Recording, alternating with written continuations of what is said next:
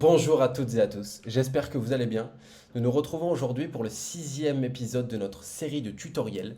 J'ai le plaisir de vous accueillir dans notre back-office, votre futur back-office de votre événement, là où se passera tout le nerf de la guerre de votre événement, où vous pourrez suivre vos recettes, les participants de votre événement, les commandes.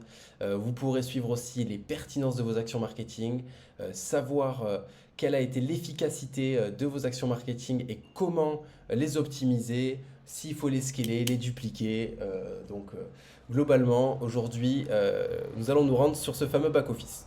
Je me redirige sur le back-office. Aujourd'hui, nous avons pris un petit exemple d'une billetterie que nous avons eue. Pour des normes RGPD, nous flouterons l'auteur de cette billetterie, car il faut savoir que ONB vous octroie vos données confidentielles qui vous appartiennent. Globalement, nous y voilà. Je vais commencer par le total des recettes. Les totales de recettes, vous avez deux recettes, donc la nette et la brute. La brute, c'est le total de la recette nette plus la commission que ONB, la billetterie, déduit. Et la totale de la recette nette, ce sera la recette euh, brute moins la commission de billetterie qui vous permettra de visualiser combien est-ce qu'il vous reste après avoir payé la billetterie.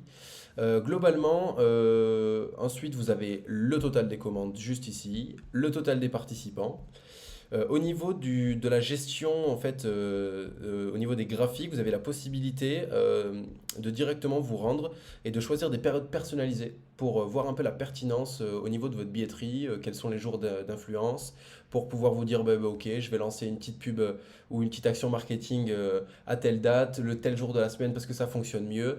Donc ça vous permet de mieux ajuster. Donc là, vous avez un peu le graphique des recettes nettes.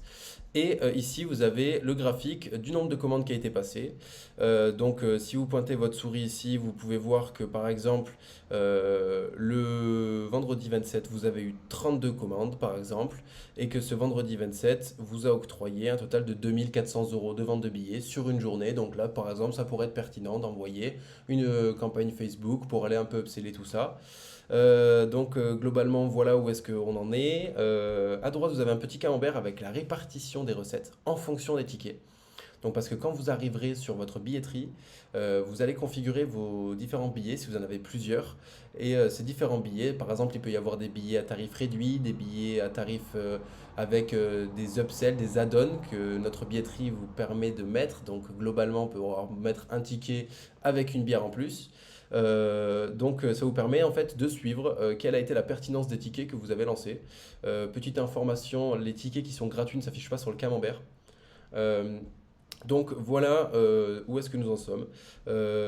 C'est tout pour moi aujourd'hui. Nous nous retrouverons dans le septième épisode. Au plaisir de pouvoir parler de vos projets. Si vous avez besoin d'être drivé dans la création de votre événement, dans la création de votre back-office et de votre billetterie, nous sommes là pour vous accompagner. Je vous mets une adresse email de contact dans la description pour que vous puissiez nous contacter directement. Je vous dis à très vite pour le prochain épisode. Au revoir.